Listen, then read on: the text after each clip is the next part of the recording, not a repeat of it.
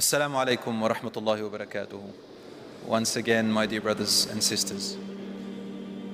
Today I've got a little treat for you, a story that I delivered 24 years ago. And it inspired a lot of people. It gave them hope. And I want to share that with you, inshallah. And the credit goes out to a great sheikh who was one of those that I listened to in the 90s when I was about 15 years old. His name is Sheikh Al-Brik. And this story, the shaitan may come to you and say that I'm just making it up. However, wallahi, this story, I've confirmed it with people that were involved in it. And the story happens really in Riyadh in Saudi Arabia, but I think it's going to connect to all of us, inshallah. So here it goes. Bismillah ar-Rahman ar-Rahim. First of all, I want to make an introduction to it. The story is all about repentance and hope. It's about Allah's forgiveness and mercy. It's about when you've hit rock bottom and you've done all the sins of the world, and it tells you, do not give up, for Allah forgives all sins. My dear brothers and sisters, the story begins with a particular sheikh. I don't know the name of this particular sheikh, but he lives in Riyadh and he was on a trip like the one we're on now. I think he went on a conference or a business in one of the neighboring countries to Saudi Arabia. Till today, I don't know which one it is, but apparently it had a place there where it was set up for the Western people to come in to enjoy their alcohol and all the other stuff, as you know. So the sheikh, he says, I had some business to do there.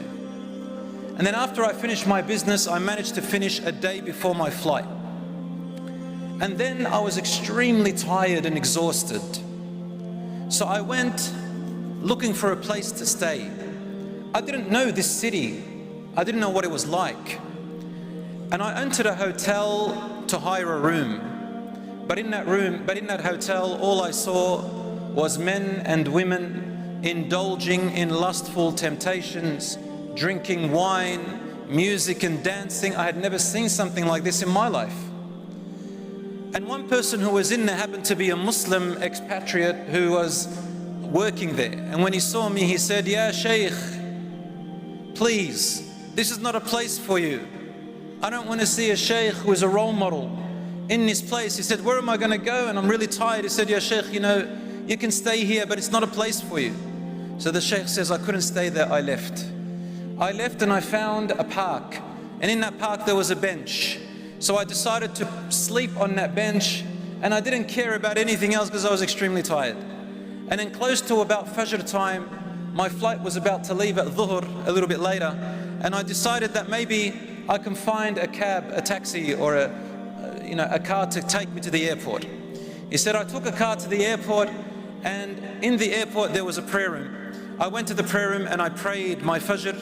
And usually they don't let people sleep inside the prayer rooms, but I was so exhausted that I couldn't help myself but go to sleep. He said, during my sleep time, nobody entered the prayer room. And then close to about 1 hour into my sleep, I wake up to the sound of a cry. I looked in front of me, and there was a young man, a man that was not more than about 25 years old, less than 30, a young man at the beginning of his life. He was praying and crying so badly. It's like a mother who had just lost her child, or like a person who had just lost something very dear to them, a loved one. He said, I've seen many people like that cry in their salat and everything in my life, so I didn't really pay much attention. I was too tired, so I went back to sleep. He says, close to about Dhuhr time, I wake up again, and it was the same young man who was praying. He came up to me and his eyes looked like he hadn't slept for 3 or 4 days. He looked really tired and hungry, and he was so distressed. He looked at me, and with shock he said to me, "Ya Sheikh, هل تستطيع أن تنام? Are you really able to go to sleep? Are you able really to sleep?" He goes, "Yes, I'm really tired." He says, "Wallahi, I don't know how to sleep anymore, Ya Sheikh. I don't know how to sleep. I've been running around for 3 nights and 3 days. I can't sleep. I can't eat, I can't enjoy my life, and I don't want to go back home." He said, "What's going on?" He says, "I'm from Riyadh and I just don't want to go back to my family." So the Shaykh says Dhuhr time was really approaching, and we decided to pray the Dhuhr.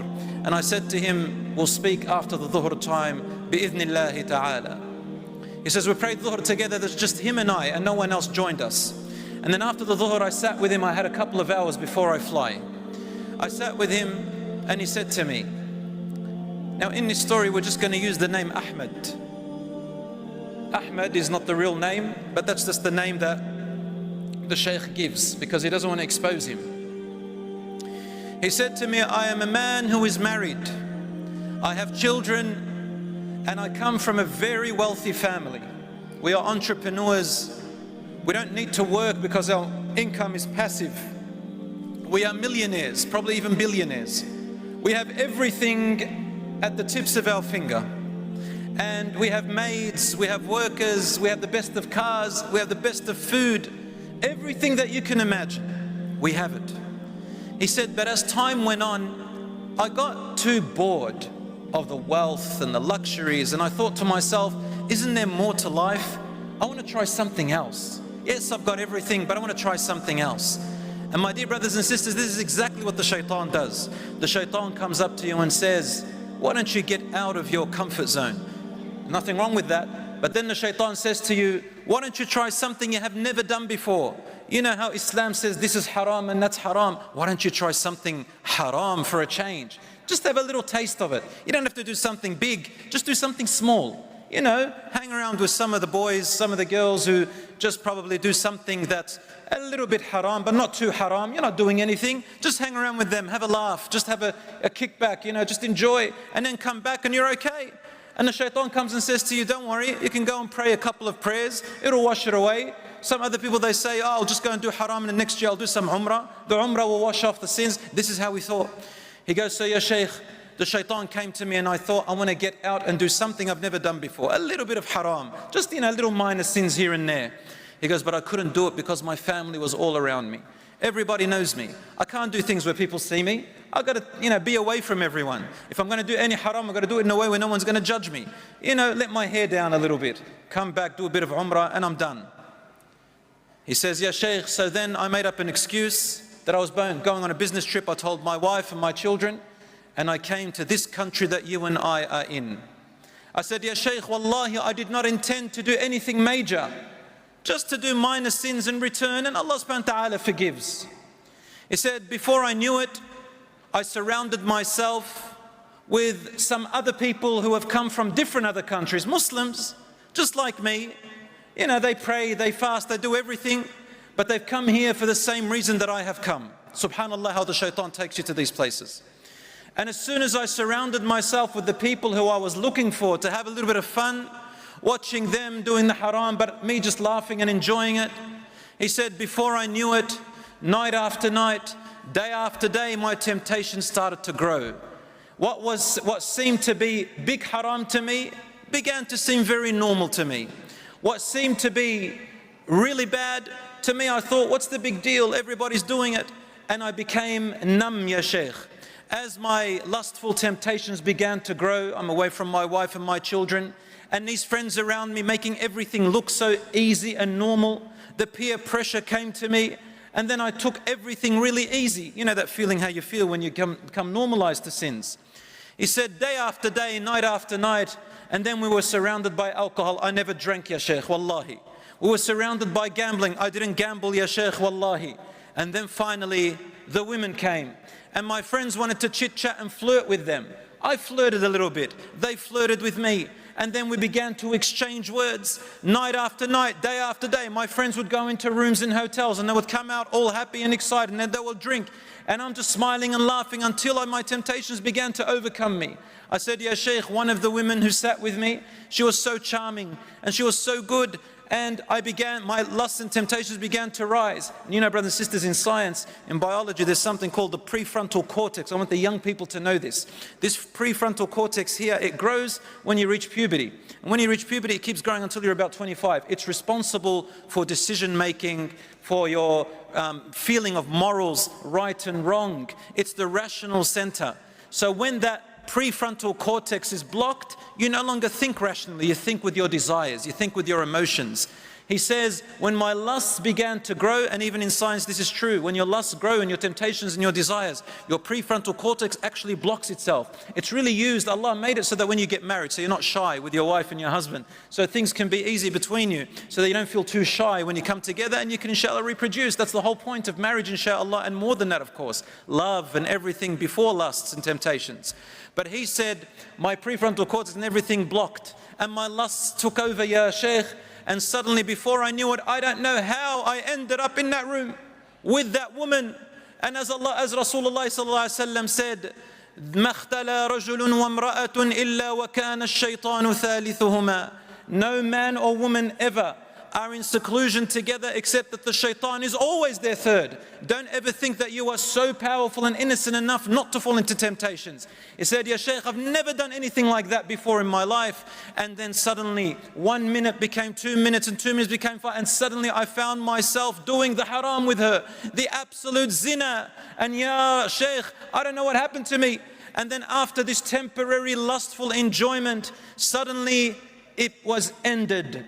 And when it was ended, my temptations cooled down, my lusts cooled down, and then my conscience and my iman came back, and the guilt and the shame began to hurt me. I felt like I was about to fall to the floor. I felt like heat began to rise in my body in a way of guilt and shame that I wished I could never exist. I said to myself, ماذا فعلت? What have I done? What about my wife? What about my children? What about my hereafter? Allah subhanahu wa ta'ala will not forgive me for this. Oh my God, how I've penetrated this wall. Ya Rab, he said, I forgot about everything. I just began to scream, and I rushed out of the door and ran down the stairs. He says, at the door of the hotel, I saw one of the main culprits that was with us. He ended up being, sorry for this word, he goes, he ended up being a pimp, one who hires women, who takes money, and I had been one of the victims of this person. After I knew, I said, subhanallah, I wish that they would have just taken my money and told me what they're trying to do to me. But subhanallah, I ended up doing zina, a major sin. Ya Allah, what am I going to do? And he says, that man who was with me, he's a Muslim apparently, and he said to me, what's wrong, what's wrong? I said to him, I have committed zina. Do you know what zina is? It's adultery. And the man just said to me, and he had a bottle of wine in his hand, he said, oh, it's easily fixed, my friend. Here, just drink a little bit of wine and you'll forget all your problems. You won't feel any guilt, you won't feel any stress, nothing. You'll just forget, enjoy. And he said to him, subhanallah, after now that I may be denied the wine of Jannah, after I've been denied possibly a wife in Jannah, you want to deny me now even the wine of Jannah? And then what did that man say to him, the shaitan? He said to him, Inna Allah ghafurur rahim. Allah is forgiving, most merciful. Allah will forgive you, don't worry. And he had forgotten that Allah subhanahu wa ta'ala is also shadidul iqab. He is also severe in his punishment at the same time, my brothers and sisters. He has prepared for the criminals a fire, that on the day of judgment 70,000 ropes around it. On every chain there are 70,000 angels. If one of them lets go, the fire will eat everyone. It has a terrible roar. He had forgotten that Allah is also shadidul iqab.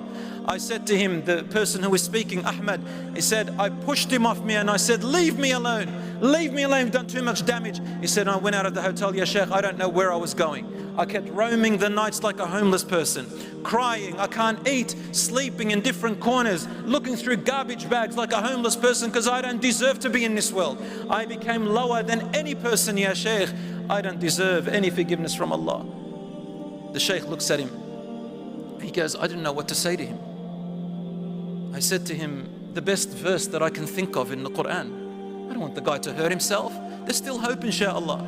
He goes, I just recited, قُلْ يَا عِبَادِيَ الَّذِينَ أَسْرَفُوا عَلَىٰ أَنفُسِهِمْ لَا تَقْنَطُوا مِنْ رَحْمَةِ اللَّهِ إِنَّ اللَّهَ يَغْفِرُ الذُّنُوبَ جَمِيعًا إِنَّهُ هُوَ الْغَفُورُ الرَّحِيمُ. Say, O Muhammad, to my slaves who have overburdened themselves with guilt and regret, do not despair from the mercy and forgiveness of Allah. Allah forgives all sins. He is the most forgiver, the most merciful. The young Ahmed looked at the Shaykh and he said, Ya Shaykh, that is true. Allah will forgive everyone but me. I don't deserve to be forgiven. I have shaykhs around me and ulama. I come from a Muslim land of Hajj and Umrah. I'm married, I have children, I have wealth. I know what's halal and haram and I fell into it. I don't deserve to be forgiven, ya Shaykh. This is not for me. Suddenly the announcement for his flight was heard and the Shaykh said I had to go. I took his contact and I went to my plane. And in the back of my head I thought, you know, I've seen this before, maybe 2 weeks, 3 weeks, he'll forget about his problem and move on in his life. He said, when I reached back to Riyadh, about a month later, I received a call from him. And he said, I want to meet you at the masjid. And it was about Hajj season time that time. He said, I went to the masjid and I met with him and he had changed. He wasn't the same as before. He wasn't crying, he wasn't in distress, but there was something dangerously scary about him. I looked at his face and it's as if he was just empty. He said to me, Ya Shaykh, I didn't call you to say hello to you. I've called you to say goodbye. I said to him, where are you going? He said, I want to give myself in to the Saudi government so that they can stone me to death. And the Shaykh says, I held on to him. I got nervous. I said, are you crazy? You've got a wife, you've got children. Allah subhanahu wa ta'ala doesn't tell you have to go and do that. Repent to Allah. There's many ways. Allah is Ghafoor. You don't have to kill yourself. He says, oh, my wife and my children will not save me from Allah's punishment, and I want to be saved from His punishment.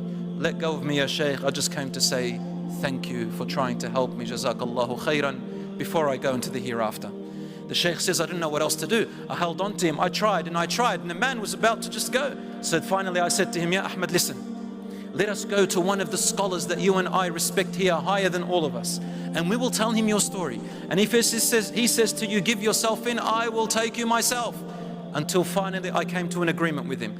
And then I said to him, shake on it, because I was afraid he might go in secret, and subhanallah. So then he shook on it and he gave me his promise. He said, we went to this great scholar, and the scholar said, La yusallimu nafsa. Tell him he is not allowed to give himself in. And this particular scholar, he says, what kind of a man have you brought me, Ya Shaykh? I can't sleep. I've been awake nights after nights with him calling me and saying to me, oh Shaykh, fear Allah in what you're saying to me. For wallahi, on the day of judgment, I will say to Allah, I wanted to give myself in, but this scholar, he is the one who told me don't. And the Shaykh says, subhanallah, I did not tell you anything except out of ilm. Until finally the young Ahmad left the scholar alone. Suddenly the Shaykh says, I received this call and he wanted to meet me back in the masjid. I went back to the masjid and he said to me, I'm come to farewell you again. I said, where to now? He says, I want to go to Hajj. And this is the feeling of a repenter. I said, subhanAllah, let's go together. He said, no, I'm okay. I thought maybe he went with a group of his own. He says, we went to Hajj, and then when we reached the part when we're stoning, you know, the Ramil Jamarat for the devil, he said, I saw him from a distance and I said, Ya Ahmad, Ya Ahmad. He goes, as soon as Ahmad saw me, he ran away. I said, subhanAllah, what changed his heart towards us? He said, then I went back, and when I met him back in Riyadh, I came to visit him, and I said, Ya Ahmad, what changed your heart? And he said, Ya Shaykh, why would you want me to mix with you? I am impure. You are pure people. Why would you want me to ruin your Hajj? He says, I was too busy making istighfar. Leave me alone, Ya Shaykh. Subhanallah, why would you want me among you? Leave me alone. He said, and sometimes I would look at all the Hujjaj and I would think, subhanallah, look at all these Hujjaj, how pure they are. I am the worst. Maybe Allah will not forgive or accept anyone's Hajj today because I'm among them. And sometimes I would think, maybe Allah will forgive me because of all these pure souls around me. Subhanallah. Time passed, and this young Ahmad memorized the entire Quran from front to back. Then he began to fast one day on and one day off. Every day he is in the masjid, 5 daily salat. Whenever you saw him, he was either praying or donating or reciting the Quran or making dhikr or tending to his family. He was never as happy as he ever was, never himself. Monitoring every step and every second he takes before he meets Allah subhanahu wa ta'ala. Years passed, and then one day, I'll just cut the story a little bit short inshallah for time's sake. He said one day we were visiting, a scholar from Medina was visiting us, and he was giving us a talk about a man of a companion named Rabi' ibn Khuzaym. He said the story about Rabi' ibn Khuzaym in the time of the Prophet, or just after him, the people of Kuffar, they wanted to ruin every young person who is an influence. And this young man was an influence to young people in a good way. So they said, how can we ruin him so that he's not influencing the young people towards Islam? And they said, let's send him a beautiful woman, we'll pay her. And we came up to her, to the most beautiful and popular woman in this town. And we said to her, we will give you 100 dinars for Rabi' ibn Khuzaym to give you one kiss. Just one kiss, we want to delude him. She said, for 100 dinars, I'll get him to do more than that. So she went and met with Rabi' ibn Khuzaym as he was coming out of Maghrib Salat. And as soon as she saw him, and she displayed himself to him, he looked away and screamed in her face, saying, what would you look like if you were in your grave for about an hour? All this beauty that you look at, what would you look like in the next day? What would you say to Allah when you say, oh Allah, you created my beauty and I used it in haram? And she was a Muslim. The story goes that she was so affected by what he said that she began to cry, ran away and repented to Allah until she was called Abidatul Kufa in Iraq. She was from Kufa. They called her the worshipping woman of Kufa because of Rabi' ibn Khuzaym. As the Shaykh was telling this story, and the Shaykh was telling us the story, he says, I was sitting there, suddenly we heard a man get up and he screamed. He ran out of the masjid crawling out. Rabi' ibn Khuzaym returns her and I go to her to commit zina. We realized that it was Ahmad. He said, had I known that he was there, I would have told the alim not to talk this story. As time went past, I didn't see Ahmad. And then he said, one day I met a great scholar who was visiting us, even greater than the other one.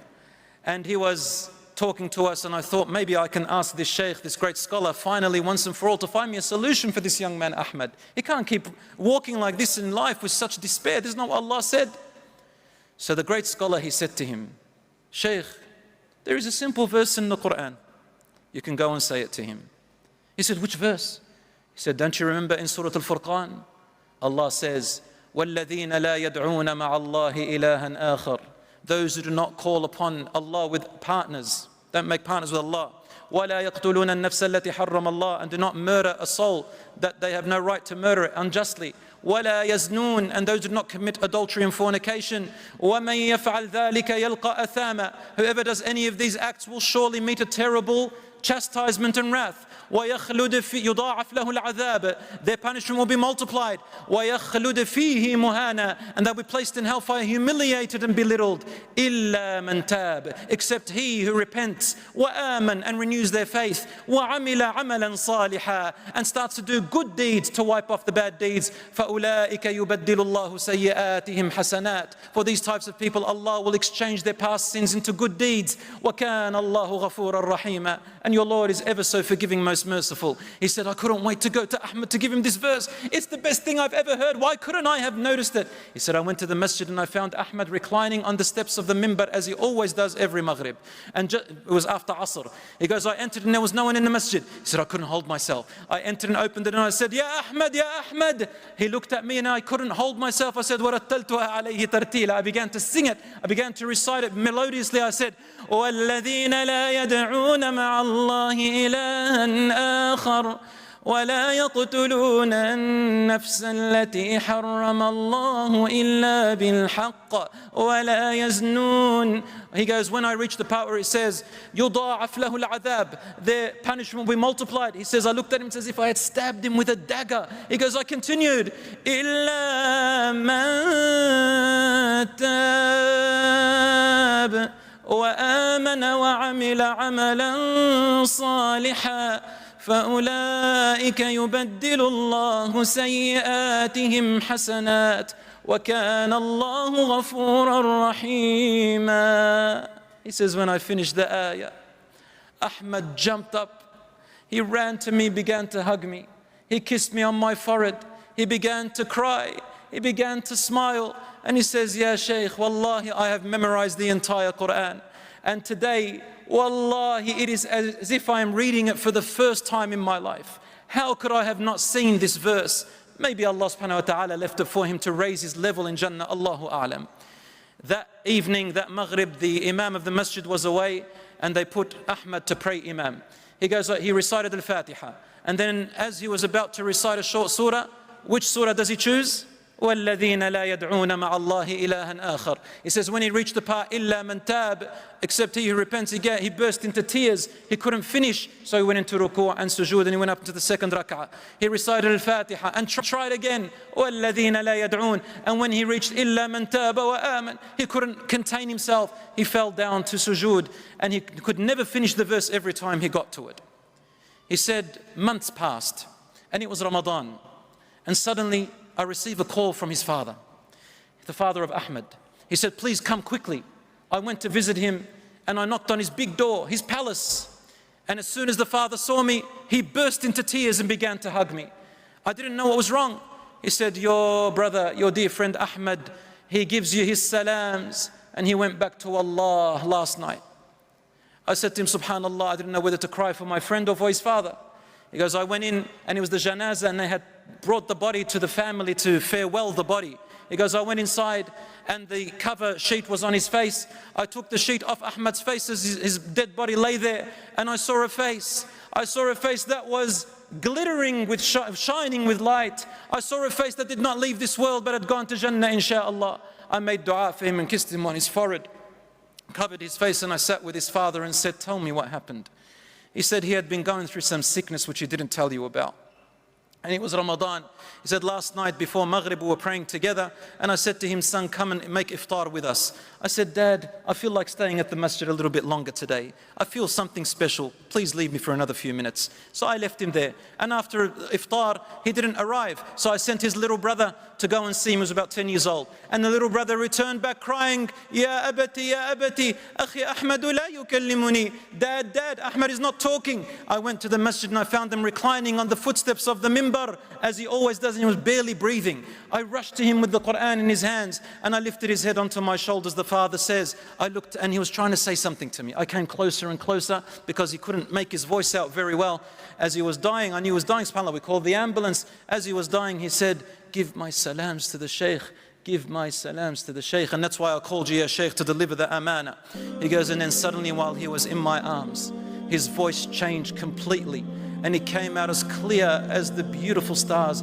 He said, وَالَّذِينَ لَا يَدْعُونَ مَعَ اللَّهِ إِلَهًا آخَرَ وَلَا يَقْتُلُونَ النَّفْسَ الَّتِي حَرَّمَ اللَّهُ إِلَّا بِالْحَقِّ وَلَا يَزْنُونَ وَمَنْ يَفْعَلْ ذَلِكَ يَلْقَ أَثَامًا يضاعف له العذاب يوم القيامة ويخلد فيه مهانا إلا من تاب وآمن وعمل عملا صالحا فأولئك يبدل الله سيئاتهم حسنات وكان الله غفورا رحيما. He finished the entire ayah, and then his soul escaped from his body. I said to the young Shaykh, what happened to my son when he went on his tourist visit? And the Shaykh said, I had promised not to tell the full story or to say what he had done. He said to him, فَقَدَ إِيمَانًا. He lost his iman for a little while.